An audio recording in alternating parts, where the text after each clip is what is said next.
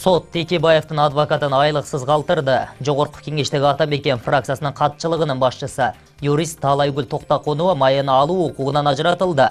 Мындай чечим Бишкектин Октябрь райондук сотунда кабыл алынганын Токтакунова бүгүн Азаттык радиосуна кабарлады. Анын айтымында буга быйыл жазында өткөргөн басма сөз жыйыны себеп болгон. Токтакунова райондук соттун чечимин мыйзамсыз деп эсептейт.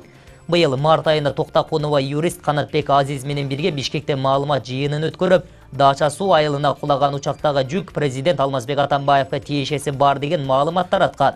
Башкы прокуратура мамлекет башчынын кадыр баркын коргоп, Токтакунова менен Азизди сотко берген. Райондук, андан кийин шаардык сот көзөмөл органдын доо арызын толук канааттандырып, алардан 10 миллион сом өндүрүп алуу тууралуу чечим чыгарган. Ошону менен катар Токтакунованын мүлкү камакка алынган. Юристтер бул чечимге каршы чыгып жогорку сотко кайрылган. Ал жактан чечим чыга элек. Токтакунова Атамекендин лидери Өмүрбек Текебаевдин сотунда жактоочу болгон. Бишкекте митинг өткөрүүгө убактылуу тыюу салынды. Бул тууралуу бүгүн Азаттык радиосуна жогорку соттон кабарлашты. Мындай өтүнүч менен 1 май райондук сотуна райондук милиция кайрылган. Ички иштер органынын арызы 8 ноябрда канааттандырылган.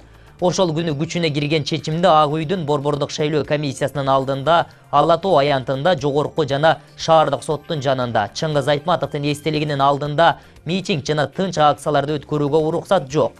Мындай чектөө 1 декабрга чейин киргизилди. Анын себеби айтылган жок. Каалоочулар Максим Горкийдин эстелигинин алдында чогулса болот.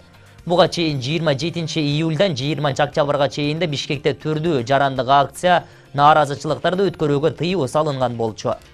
Дүйшөнбек Зилалиев вице-премьер-министрлик кызматтан бошотулду. Бул тууралуу жарлыкка мамлекет башчы Алмазбек Атамбаев кол койгонун бүгүн президенттик аппараттын маалымат кызматы кабарлады.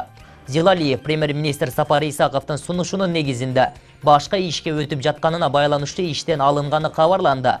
Зилалиев президенттик шайлоо боюнча республикалык штабка жаңы дайындалганда Баткенде эл менен жолугуп, бийликтин талапкерине үгүттөгөн үчүн штабтан кетип, кийин премьер-министрден катуу сөгүш алган.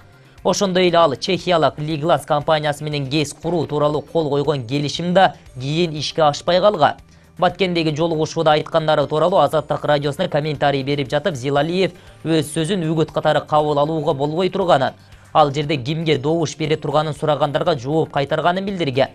Кечээ суу кодексине байланыштуу да активисттер менен тартышып, тааныла калган болчу.